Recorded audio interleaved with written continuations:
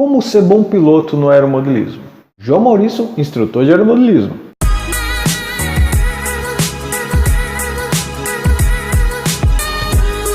Para que você seja um bom piloto no aeromodelismo, primeiramente, siga o passo a passo na escada de aprendizagem. Ou seja, você tem que subir um degrau após o outro, começar com o avião correto e ir evoluindo.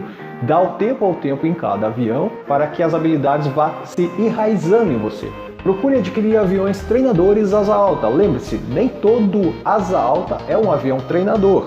Por isso, escolha um avião correto para começar, voe no mínimo 6 meses este avião, pegue bem o macete deste avião para depois você subir o próximo degrau, que é o treinador asa baixa. E o mesmo processo vai se seguir, vai dar um tempo nesse treinador asa baixa até pegar bem o jeito do avião, pegar as velocidades que ele opera, o jeito que ele decola, o jeito do pouso, as curvas e etc. Cada avião tem sua particularidade. Você com o tempo vai absorvendo essas informações, essas particularidades, e você ao longo do tempo vai montando a sua estratégia automaticamente, a sua estratégia de voo e o seu estilo de voo.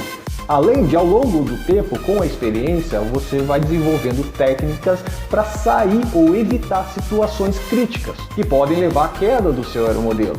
Então fica a dica desse vídeo, é muito importante. Primeiro, começar com o avião correto, dê um tempo neste avião para assim passar para o próximo nível e evoluir no hobby de forma consistente. Estou deixando de presente para você, aqui abaixo na descrição, um e-book onde tem alguns modelos de aviões treinadores para você iniciar de forma correta no hobby. Também o link do curso, caso você queira se aprofundar ainda mais no aeromodelismo e evoluir com as técnicas que eu desenvolvi ao longo dos 18 anos que eu passo para os meus alunos. Técnicas de pilotagem principalmente. Se você não é inscrito, se inscreva no canal, ative o sininho para não perder nenhum vídeo novo e deixe seu like para ajudar o canal e também levar o conhecimento a novos aeromodelistas que estão passando por dificuldades.